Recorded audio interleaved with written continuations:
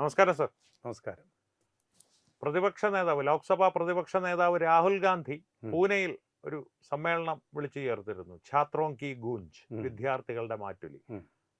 വിദ്യാർത്ഥികളുടെ പ്രശ്നങ്ങൾ സംസാരിക്കുകയായിരിക്കും അദ്ദേഹം ചെയ്യുന്നതെന്നാണ് ഹോപ്പ് അഗെയിൻസ്റ്റ് ഹോപ്പ് എന്നതുപോലെ. അദ്ദേഹത്തിന്റെ ഒരു പ്രകൃതി ആയതുകൊണ്ട് അത് സാധ്യതയില്ലെന്ന് അറിയാമായിരുന്നു. എന്നാലും ഒരു പ്രതീക്ഷയുണ്ടായിരുന്നു.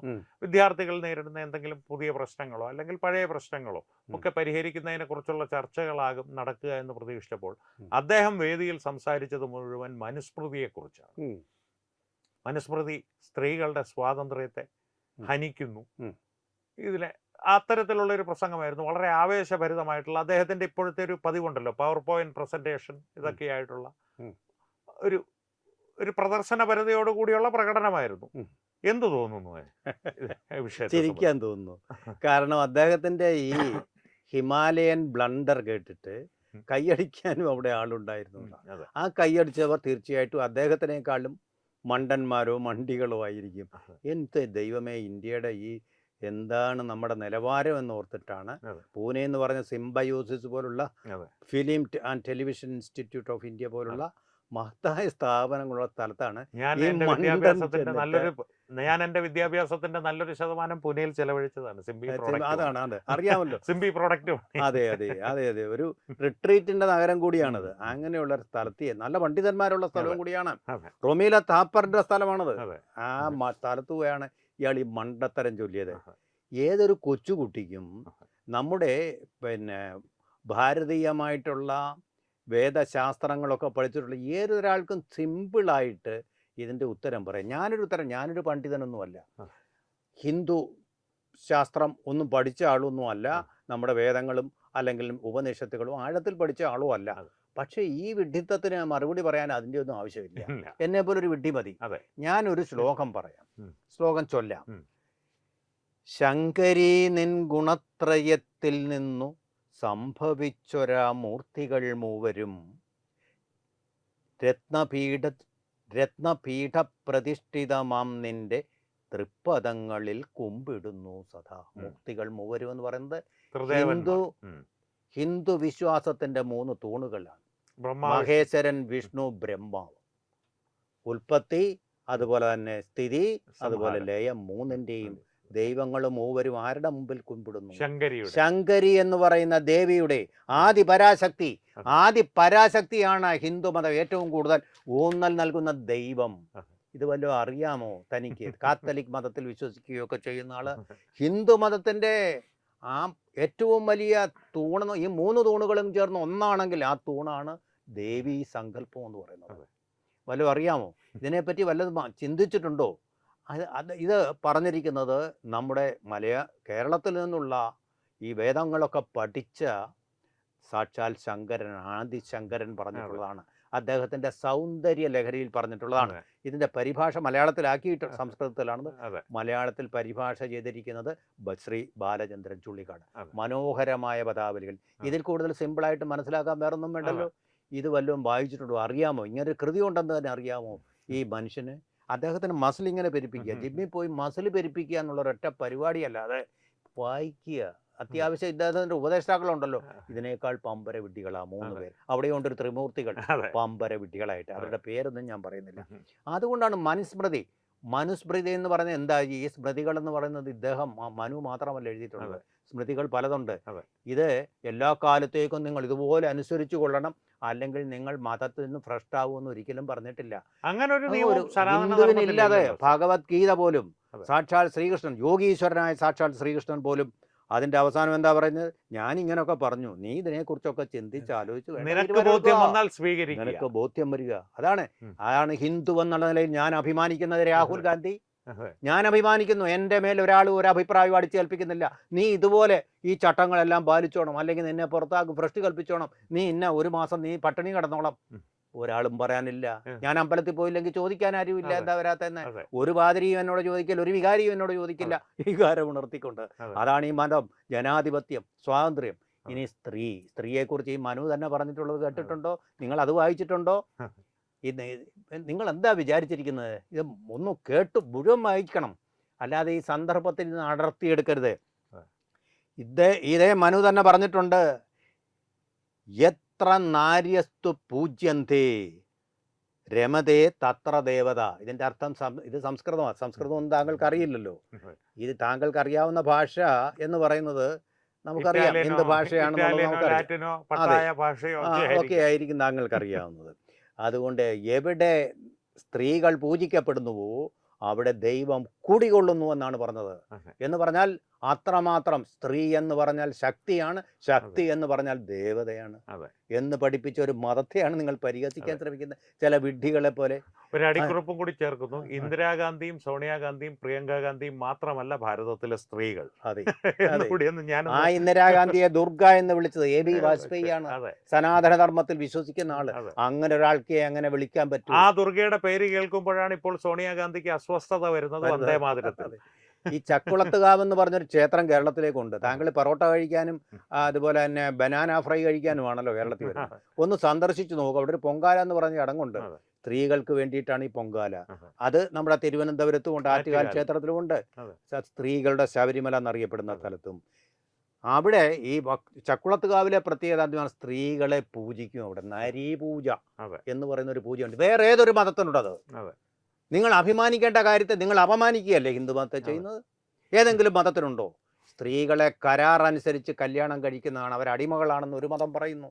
നിങ്ങൾ അതിനെക്കുറിച്ച് ഒരൊറ്റ വാക്ക് പറഞ്ഞില്ല. സാറൊരു സഭ്യമായിട്ട് പറഞ്ഞതാണ്. അവിടുത്തെ കരാർ വിവാഹം കഴിക്കാനല്ല, വേറെ സ്ത്രീധനം എന്ന് പറയുന്നത് അവരുടെ ഗുഹ്യാവയവം ഉപയോഗിക്കുവാനായിട്ട് പിതാവിന് നൽകുന്ന ഫീസാണ്. മനസ്സിലായില്ലേ? അതൊന്നും നിങ്ങൾ പറയാൻ നിങ്ങൾക്ക് ഈ പെരുപ്പിച്ച മസിലുണ്ടെങ്കിലും ചങ്കുറപ്പുണ്ടാവില്ല. അതാണ് ലീഡർഷിപ്പ് ക്വാളിറ്റി. അല്ലെങ്കിൽ ഒന്നിനെ കുറിച്ചും പറയരുത് കേട്ടോ. 6ാം ഭാര്യയെല്ലുകൊണ്ട് ഉണ്ടാക്കിയതാണ് സ്ത്രീ എന്ന് പറയുന്നു. അപ്പൊ എന്താ പുരുഷനേക്കാൾ താഴെ? അവൾ തെറ്റ് ചെയ്തു എന്ന് പറയുന്നു. വിലക്കപ്പെട്ട കനി ഭക്ഷിച്ചുകൊണ്ട് സ്ത്രീ തെറ്റ്, അതിനെ തെറ്റായിട്ട് കാണൂ. ഈ തെറ്റ് ചെയ്തില്ലെങ്കിൽ നിങ്ങളും ഞാനും ഒന്നും കാണില്ല. അതുപോലെ പരിണാമ സിദ്ധാന്തത്തെ അംഗീകരിക്കാതെ അതിൽ നിന്ന് ഒഴിഞ്ഞു മാറുകയല്ലേ? പരിണാമ സിദ്ധാന്തത്തെ നിങ്ങൾ വിശ്വസിക്കുന്നുണ്ടോ? ആ വിശ്വാസത്തെ, ആ ശാസ്ത്രത്തെ എതിർക്കുന്നത്. ഗലീലിയെ ബ്രൂണോയെ ചുട്ടുകൊന്നില്ലേ? ഗലീലിയെ കൊന്നതെന്തിനെ? അത് ഒരു മതം ചെയ്തതാ. എന്നിട്ട് നിങ്ങൾ കണ്ടുപിടിക്കുന്ന മനുസ്മൃതിയാണോ ഇന്ത്യൻ ഭരണഘടനയുടെ അടിസ്ഥാനം? മനുസ്മൃതിയൊന്നും ഹിന്ദുക്കളൊന്നും പാലിക്കുന്നില്ലെന്നേ. രസകരമായിട്ടുള്ള ഒരു കാര്യം ശ്രദ്ധിച്ചോ എന്നറിയാം. ഈ സ്ത്രീ സ്വാതന്ത്ര്യത്തെ കുറിച്ച് ഘോരഘോരം മനുസ്മൃതിയെ വിമർശിച്ച് പ്രസംഗിക്കുമ്പോൾ അദ്ദേഹത്തിന്റെ അടുത്തൊരു യുവതി നിൽപ്പുണ്ടായിരുന്നു, അടിമുടി ചാക്കുകെട്ടിൽ പൊതിഞ്ഞ രൂപത്തിൽ. ആ ദൃശ്യം നമുക്കൊന്ന് കാണിക്കാം. പ്രേക്ഷകരെ മുമ്പ് കണ്ടിട്ടുള്ളതാണ് തത്വമി ന്യൂസിൽ, പക്ഷേ ഈ സന്ദർഭത്തിന് അത് വളരെ അനുയോജ്യമാണ്. ഇതിന്റെ ഒരു വൈരുദ്ധ്യം എന്ന് പറയുന്നത് സാറ് പറഞ്ഞതുപോലെയാണ്. മനുസ്മൃതിയിൽ ഒരു ഭാഗം മാത്രം ആരോ പറഞ്ഞു കൊടുത്തു, നാ സ്ത്രീ സ്വാതന്ത്ര്യം അർഹത, ഇത് കൊള്ളാം എന്ന് പറഞ്ഞു. ഈ എത്ര നാര്യസ്തു പൂജ്യന്തോ അത് വിട്ടുപോയി. അപ്പൊ പറയുന്നവർക്ക് അറിയാമെങ്കിലല്ലേ പറഞ്ഞു കൊടുക്കൂ. ഇനി ഈ നാ സ്ത്രീ സ്വാതന്ത്ര്യം അർഹത എന്ന് പറയുന്നത് എന്താണെന്ന് അറിയോ? അതിൽ ഊന്നൽ കൊടുത്തിരിക്കുന്നത് കുട്ടിയായിരിക്കുമ്പോഴും യുവതിയായിരിക്കുമ്പോഴും പ്രായമായിരിക്കുമ്പോഴും അവള് സമൂഹത്തിന്റെ മുഴുവൻ സുരക്ഷ അർഹിക്കുന്നു. ആ സുരക്ഷ അർഹിക്കുന്നു എന്നുള്ളതാണ് അതിൽ പറഞ്ഞിരിക്കുന്നത്. അവളെ വെറുതെ ഒറ്റയ്ക്ക് വിടരുത്. ഒറ്റയ്ക്ക് പോയാൽ കഴിഞ്ഞാൽ അത് കുഴപ്പം. ഏത് കാലഘട്ടത്തിൽ? BC 213 പറഞ്ഞ കാര്യമാണത്. ബേസിക്കും അതായത് ക്രിസ്തു ജനിക്കുന്നതിന് മുമ്പേയുള്ള സ്ഥിതിഗതികൾ അതായിരുന്നു. ടൈം ആൻഡ് സ്പേസ് അനുസരിച്ച് മാറുന്ന ഒന്നാണ് ഹിന്ദുമതവും അതിന്റെ തത്വശാസ്ത്രങ്ങളും. ഗുരുവായൂർ അമ്പലത്തിൽ പണ്ട് സാരി ചുറ്റിയേ പോകാൻ പറ്റുമായിരുന്നുള്ളൂ സ്ത്രീകൾക്ക്. ഇന്ന് ചുരിദാർ ചുറ്റി പോകുന്നുണ്ട് സ്ത്രീകൾ. അറിയുമോ നിങ്ങൾക്കത്?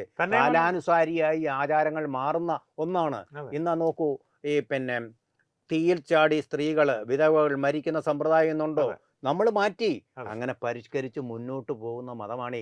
ഭീകരവാദത്തെ പോലും അതിനെതിരെ പോലും ശബ്ദിക്കാത്ത ആളുകൾ ചില മതങ്ങളിലുണ്ട്. അവരുടെ മതത്തിലെ ഭീകരവാദികൾ നടത്തുന്ന ആ ഭീകരവാദത്തിനെതിരെ പോലും ഒരു വാക്ക് സംസാരിക്കാത്ത ആളുകൾ ചില മതങ്ങളിലുണ്ട്. പക്ഷേ ഈ ഉടന്തടി സമ്പ്രദായം എന്ന് പറയുന്ന സതീ സമ്പ്രദായം മാറ്റിയത് ഹിന്ദുക്കളിൽപ്പെട്ട രാജാറാം മോഹൻ റായുടെ നേതൃത്വത്തിലുള്ള പരിഷ്കരണ പ്രസ്ഥാനമാണ്.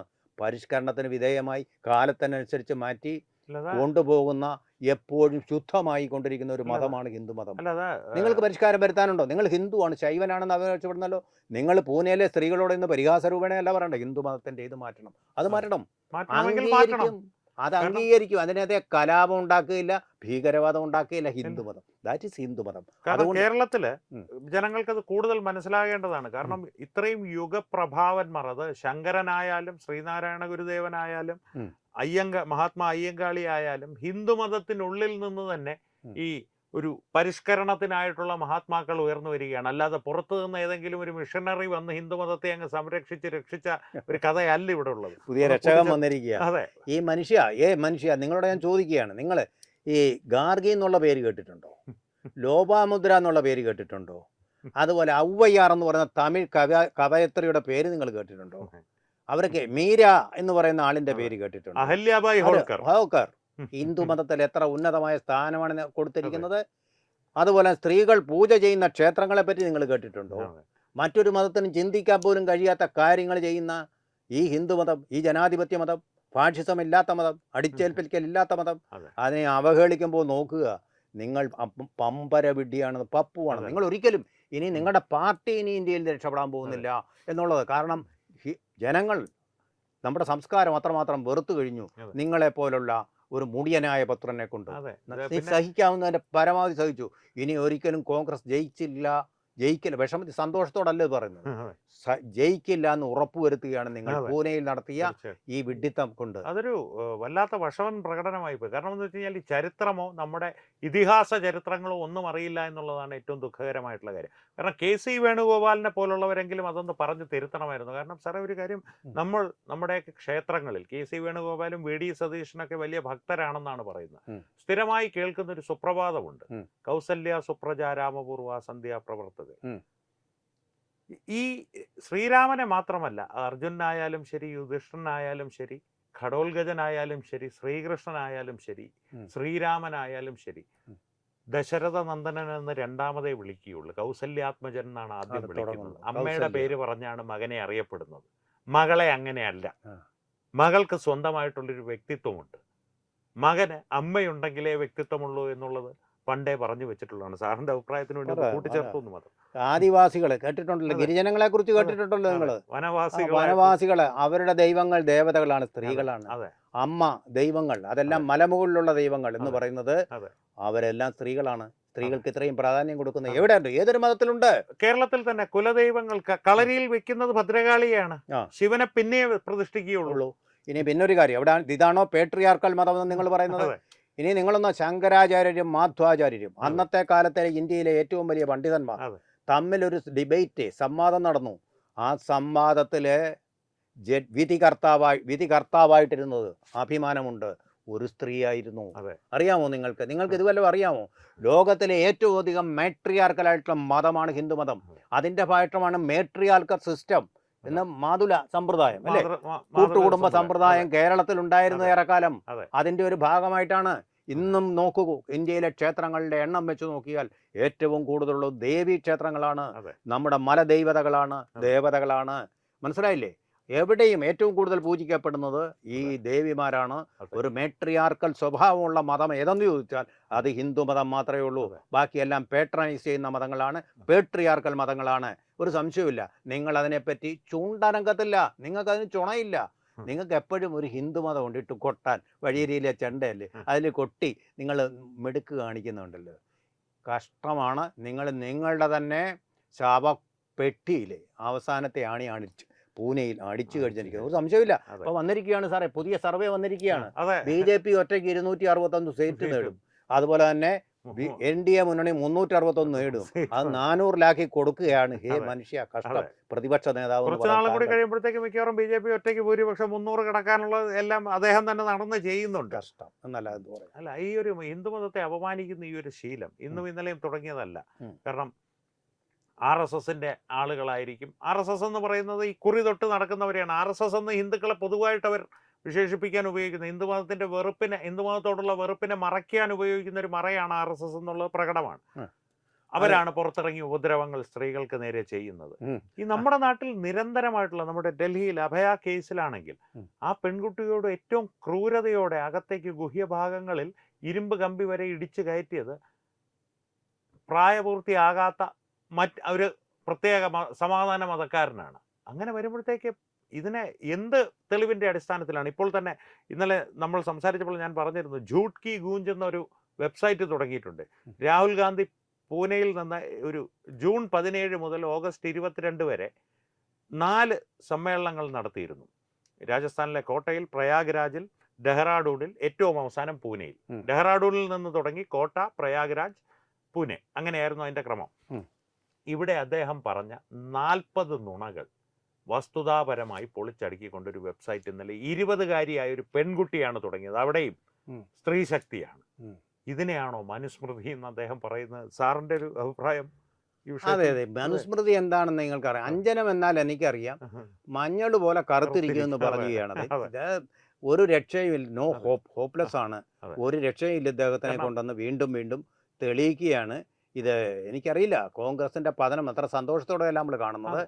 ഇതിന് മോദി വേണ്ട, ആരും വേണ്ട. അതെ. ഇത് കോൺഗ്രസ് BJP ഏറ്റവും കൂടുതൽ സഹായിക്കുന്ന ആളെന്നുള്ള അതെ. ആ ഒരു നിലവാരത്തിലേക്കാണ് നമ്മുടെ നമ്മൾ CID പോയിക്കൊണ്ടിരിക്കുന്നത്. മുസൈൽ ക്യാപ്റ്റൻ രാജു ഇത് പറഞ്ഞ പോലെ പറയുമ്പോ- എന്റെ വണ്ടി തള്ളാൻ എനിക്ക് ആരുടെയും സഹായം വേണ്ട എന്ന് പറയുന്നത്, അതെ, അതെ. കോൺഗ്രസ് പൊളിക്കാൻ ആരുടെയും സഹായം വേണ്ട. ആ. ഒരുപക്ഷെ ഒരല്പം വിഷമത്തോടു കൂടി തന്നെ, കാരണം മാധ്യമ പ്രവർത്തനം നടത്തുമ്പോൾ ഇത്തരത്തിലുള്ള ഇരട്ട പേരുകളൊന്നും നമ്മൾ പ്രയോഗിക്കാൻ പാടില്ലാത്തതാണ്.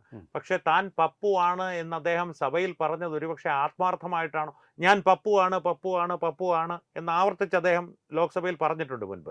അത് ആത്മാർത്ഥമായിട്ടാണോ അദ്ദേഹം പറഞ്ഞതെന്ന് പോലും അദ്ദേഹത്തിന്റെ ഇപ്പോഴത്തെ പ്രവർത്തികൾ കാണുമ്പോൾ തോന്നിപ്പോകുന്നുണ്ട് സാർ. പപ്പു യാദവിന് ചേരുന്ന ഒരു അതെ. ആളാണ് തണ്ടിയാവുമെന്ന് മലയാളത്തിൽ പറയും. ആ തണ്ടിയാകാവുന്ന ആളാണ് അതെ. താൻ. ഒരു പ്രതിപക്ഷ നേതാവാൻ യോഗ്യനായിട്ടുള്ള ആളല്ല. അതെ. അല്ലെങ്കിൽ താങ്കൾ നടത്തിയത് മതനിന്ദയാണ്. അതെ. താങ്കൾ നടത്തിയ ഒരു കുറ്റകരമായ കാര്യമാണ് മതനിന്ദ. അതെ. മതനിന്ദ. നിങ്ങൾ ഇതിന് മാപ്പ് പറയേണ്ടി വരും. നോക്കിക്കോളൂ. അത് സംശയമൊന്നുമില്ല. കാരണം പൂനെയിലെ ഇന്ത്യൻ സംസ്കാരത്തെ ഉൾക്കൊള്ളുന്ന ആൾക്കാർ വെറുതെ ഇരിക്കില്ല. അത് തീർച്ചയായിട്ടും- പേഷ്വാമാരുടെ തലസ്ഥാനമായിരുന്നു സർ പൂനെ. അതെ, ശിവജിയുടെ മണ്ണിൽ നിന്നാണ് നിങ്ങൾ പറഞ്ഞത്. അതെ. പേഷ്വയുടെ സ്ഥലത്ത് നിന്നാണ് നിങ്ങൾ പറഞ്ഞത്. ഇനി ഒരു കാര്യം കൂടെ പറയാം. അതെ. പൂനെയിൽ നിങ്ങൾ ഇങ്ങനെ സംവാദം നടത്തുകയാണെങ്കിൽ അതെ. RSSന്റെ സർസംഘചാലക് മോഹൻ ഭഗവത് അവിടെ മാഡിസൺ സ്ക്വയർ അവന്യൂവില് നടത്തുന്നുണ്ട്, ഒരു സംവാദം നടത്തുന്നുണ്ട്. അതിലെന്താണ് ഹിന്ദു, എന്താണ് RSS എന്നുള്ളത് ഒന്ന് കേട്ടു നോക്കൂ, നിങ്ങൾക്ക് മനസ്സിലാവും. സാർ അതിന്റെ ചിത്രം നമ്മളൊന്ന് കാണിക്കാം. ഈ കാണിക്കാം. മാഡിസൺ സ്ക്വയർ ഗാർഡനിലല്ല, അത് വിട്ടേക്കൂ. അതൊക്കെ രാഹുൽ ഗാന്ധിക്കൊക്കെ ഒരുപാട് മുകളിലുള്ള തലത്തിലാണ്. RSS സർസംഘചാലക അധ്യക്ഷനാകാതെ ഒരു യുവജന സംഗമം ഈ ഛാത്രോങ്കി ഗൂഞ്ചിന്റെ അടുത്ത ദിവസങ്ങളിൽ നാഗ്പൂരിൽ നടത്തിയിരുന്നു. അതിലുണ്ടായ യുവജനങ്ങളുടെ പങ്കാളിത്തം എന്ന് പറയുന്നത് ഈ ഛാത്രോങ്കി ഗൂഞ്ചിൽ വന്ന 100 പേരുടെ ഒരു 100 മടങ്ങായിരുന്നു യുവജനങ്ങൾ. അതെ. ഇനി വേറെ കാര്യം കൂടെ ഉണ്ട്. താങ്കളെപ്പോലെ ഒരാൾ അവിടെയുണ്ട്, അവിടെ ന്യൂയോർക്കിലുണ്ട്, സൊഹ്റാൻ മംദാനി എന്ന് പറയുന്ന ഒരാള്. അദ്ദേഹം ഇതിനെ എതിർത്തിരിക്കുക. പക്ഷെ എന്താണ് കാരണമെന്ന് അദ്ദേഹത്തിന് പറയാൻ കഴിയുന്നില്ല. കാരണം അറിയില്ല. കാരണം ഇവൻ ശത്രുവാണ്. രാഹുൽ ഗാന്ധി പറഞ്ഞു ഇയാൾ ശത്രുവാണ്. ഈസ് എക്സ്ക്ലൂഷണറി എന്നാണ് പറയുന്നത്. എന്താണെന്നുള്ളത് മോഹൻ ഭാഗവത് പറഞ്ഞു കൊടുക്കും. 100 സംഘടനകളാണ് അദ്ദേഹത്തെ അവിടെ വിളിച്ചിരിക്കുന്നത്. 100 സംഘടനകൾ. ഭാരതി ഒഴിഞ്ഞാണ് അവിടുത്തെ പ്രവാസി ഭാരതീയർ സ്വീകരിച്ചത്. അതാണ്, നോക്കൂ. തന്നെയല്ല, ഈ സൊഹ്റാൻ മംദാനിയുടെയൊക്കെ ചില ചരടുവലികൾ കാരണമാണെന്ന് തോന്നുന്നു. ഇത് എഹെഡ് എന്നൊരു സംഘടനയാണ്, എഹെഡ് ഫോറം എന്നൊരു സംഘടനയാണ് ഇത് പ്രധാനമായി അവിടെ ആസൂത്രണം ചെയ്യുന്നത്. മാഡിസൺ സ്ക്വയർ ഗാർഡനിലെ ഈ സമ്മേളനം. അവരുടെ ട്വിറ്റർ, പഴയ ട്വിറ്റർ ഇപ്പോൾ എക്സ് ഹാൻഡിൽ സസ്പെൻഡ് ചെയ്യപ്പെട്ടു. മണിക്കൂറുകൾക്കുള്ളിൽ ഇന്ത്യൻ പ്രവാസികൾ ശക്തമായി പ്രതികരിച്ച് എലോൺ മസ്ക് ഒരു എക്സ്പ്ലനേഷനും കൊടുക്കാതാണ് സസ്പെൻഡ് ചെയ്തത്. ഒന്നും മിണ്ടാതെ തിരികെ സ്ഥാപിച്ചു കൊടുത്തു. ഇവരൊരു അപേക്ഷ പോലും നൽകി ചെയ്യേണ്ടി വരും. അതാണ് വെറും ഒരു ഭിക്ഷാടകനെ പോലെ പോയ സ്വാമി വിവേകാനന്ദൻ ഷിക്കാഗോയിൽ നടത്തിയ മതങ്ങളുടെ പാർലമെന്റിൽ പ്രസ്താവിച്ചതുപോലെ ഒരു വലിയ കുലുക്കം, ചലനം ലോകത്തുണ്ടാകും. വിശ്വഗുരുവായിട്ട് ഭാരതത്തിന്റെ ആ ചുവടുകളോടെയുള്ള പ്രയാണം അവിടെയും ഉണ്ട് സാറേ. മദർ ഓഫ് ഓൾ റിലീജിയൻ എന്നാണ് അദ്ദേഹം പറഞ്ഞത്. ഫാദർ ഓഫ് ഓൾ റിലീജിയൻ എന്നല്ല, മദർ ഓഫ് ഓൾ റിലീജിയൻ. നോക്കൂ, അതെ അതെ, എല്ലാ മതങ്ങളുടെയും അമ്മ. അതുകൊണ്ടാണ് വന്ദേ മാതരം. ഇതാണ് ഹിന്ദുമതം, ഇതാണ് സംസ്കാരം. ഇതിനെ എതിർക്കുന്ന നിങ്ങൾ, ആ വിമൻസ് ബില്ലിനെ എതിർത്ത നിങ്ങൾ, സ്വന്തം സഹോദരിയെ വളരാൻ അനുവദിക്കാത്ത താങ്കൾ ആണ് ഇവിടെ വന്ന ഹിന്ദു മനുസ്മൃതിയെ മനുവല്ല, നിങ്ങളാണ് പേട്രിയാർക്കൽ സ്വഭാവം കാണിക്കുന്നത്. ഗാന്ധി സ്മൃതിയാണ്, വ്യാജ ഗാന്ധി സ്മൃതിയാണ്. നിങ്ങൾ പുരുഷ കേന്ദ്രിതനായ വ്യക്തിയാണ്. അല്ലെങ്കിൽ പ്രിയങ്ക ഗാന്ധി ഒരുപക്ഷെ ഇന്ത്യയുടെ പ്രതിപക്ഷ നേതാവെങ്കിലും, ഉത്തർപ്രദേശിന്റെ മുഖ്യമന്ത്രിയെങ്കിലും അല്ല സാറേ. ഈ പറയുന്നത് ഗാന്ധി കുടുംബത്തിന് പുറത്തേക്ക് എത്ര സ്ത്രീകൾ കോൺഗ്രസിൽ വളർന്നു വന്നിട്ടുണ്ട്. നിങ്ങളുടെ കർണാടക ഉണ്ടല്ലോ, ഒരൊറ്റ സ്ത്രീ മന്ത്രി ഉണ്ടോ അവിടെ? That is patriarchal. ഹിമാചൽ പ്രദേശിൽ ഒറ്റ വനിതാ മന്ത്രി ഉണ്ടോ? That is patriarchal. നിങ്ങൾ ആദ്യം അത് തിരുത്തിയിട്ട് വേണം മനുസ്മൃതി തിരുത്താൻ പോകാൻ. അല്ല, ഇതിപ്പോ മനുസ്മൃതി, വന്ദേ മാതരം ഇതൊക്കെ പറയുമ്പോൾ മലയാളത്തിലൊരു ചൊല്ലാണ് ഇദ്ദേഹവുമായി ബന്ധപ്പെട്ട് ഓർമ്മ വരുന്നത്. ഒരു പരിധി വിട്ടെങ്കിൽ സാറും ക്ഷമിക്കണം, പ്രേക്ഷകരും ക്ഷമിക്കണം. പോത്തിനെന്ത് ഏത്തവാഴ? പോത്തിന്റെ മുമ്പിൽ വേദം ഒന്നിട്ട് കാര്യമില്ല. മനുസ്മൃതി ഇത് എഴുതിയത് നിങ്ങൾക്ക് വേണ്ടിയിട്ടല്ല, അതെ, അത് നടപ്പാക്കേണ്ട സമയത്ത് നടപ്പാക്കി കഴിഞ്ഞു. അതുകൊണ്ട് ഇപ്പൊ അതിന് പ്രസക്തിയില്ല, മനുസ്മൃതിക്ക് ഒരു പ്രസക്തിയില്ല. നമ്മുടെ ഭരണഘടനയിലൊന്നുമില്ല. നമ്മൾ ഈ ചില ഇസ്ലാമിക രാഷ്ട്രങ്ങളിൽ ഇതുപോലെ ശരീഅത്ത് നിയമമാണോ നമ്മൾ നടപ്പാക്കുന്നത്?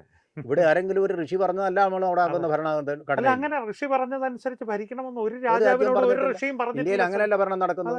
അല്ല, പുരാണ കാലങ്ങളിൽ പോലും, നമ്മുടെ പുരാതന കാലങ്ങളിൽ പോലും ഏതെങ്കിലും രാജർഷിമാരും രാജഗുരുമാരും ഉണ്ടായിരുന്നു. അന്നത്തെ അവർ ഉപദേശികളായിരുന്നു. തീരുമാനം രാജാവിൻ്റെത് തന്നെയായിരുന്നു, പ്രജകൾക്ക് വേണ്ടിയുള്ളതായിരുന്നു. ശ്രീരാമന്റെ കുലഗുരുവായിരുന്നു വസിഷ്ഠൻ. വസിഷ്ഠൻ ശ്രീരാമന്റെയോ ദശരഥന്റെയോ ഭരണക്രമങ്ങളിൽ ഉപദേശം നൽകുന്നതല്ലാതെ ഏതെങ്കിലും തരത്തിൽ ഇടപെട്ടതായിട്ട്. കൃപാചാര്യൻ ഹസ്തിനപുരത്തെ രാജഗുരുവായിരുന്നു. ഹസ്തിനപുരത്തെ സംബന്ധിച്ചുള്ള എന്ത് തീരുമാനത്തിലാണ് കൃപാചാര്യൻ കൈകടത്തിയിട്ടുള്ളത്? ഒന്നിലും കൈകടത്തിയിട്ടില്ല. മോദിയോ ഇപ്പോഴത്തെ ഭരണത്തിനോ ഒരു പ്രസക്തിയും ഇല്ലാത്ത കാര്യം പൊക്കിയെടുക്കുക വഴി താങ്കൾ വീണ്ടും ഒരു പേട്രിയാർക്കൽ ആണ് എന്ന് വീണ്ടും തെളിയിക്കുകയാണ് ചെയ്തിട്ടുള്ളത്. മനുസ്മൃതിയുടെ പഴി പിടിച്ചുകൊണ്ട് നിങ്ങൾ ഈ പേട്രിയാർക്കിസം നടപ്പാക്കാൻ സാധ്യമല്ല. കാരണം മനു അങ്ങനൊന്നും പറഞ്ഞിട്ടില്ല, സ്ത്രീപക്ഷത്ത് നിന്നാണ് പറഞ്ഞിട്ടുള്ളത്. അതിൻ്റെ ഏറ്റവും വലിയ ഉദാഹരണങ്ങൾ ശ്ലോകങ്ങളായിട്ട് നമ്മൾ ചൊല്ലിക്കഴിഞ്ഞു. ഇത് നിങ്ങൾ ഇതിനെപ്പറ്റി ഒന്നും അറിയാതെ വിവരമില്ലെങ്കിൽ അവിടെ വിദ്വാനാകാൻ ശ്രമിക്കരുത്. അതെ, പിന്നെ ആ അതേ ശ്ലോകത്തിൽ തന്നെ പറഞ്ഞത് രക്ഷിതോ എന്നാണ്, അല്ലാതെ ശിക്ഷിതോ എന്നല്ല പറഞ്ഞത്. രക്ഷിക്കണം, അത് നമ്മുടെ കടമയാണ്. അപ്പോൾ പുതിയ ആധുനിക കാലത്തുള്ളവർ ചോദിച്ചേക്കാം, അതെന്താ രക്ഷ വേണമോ?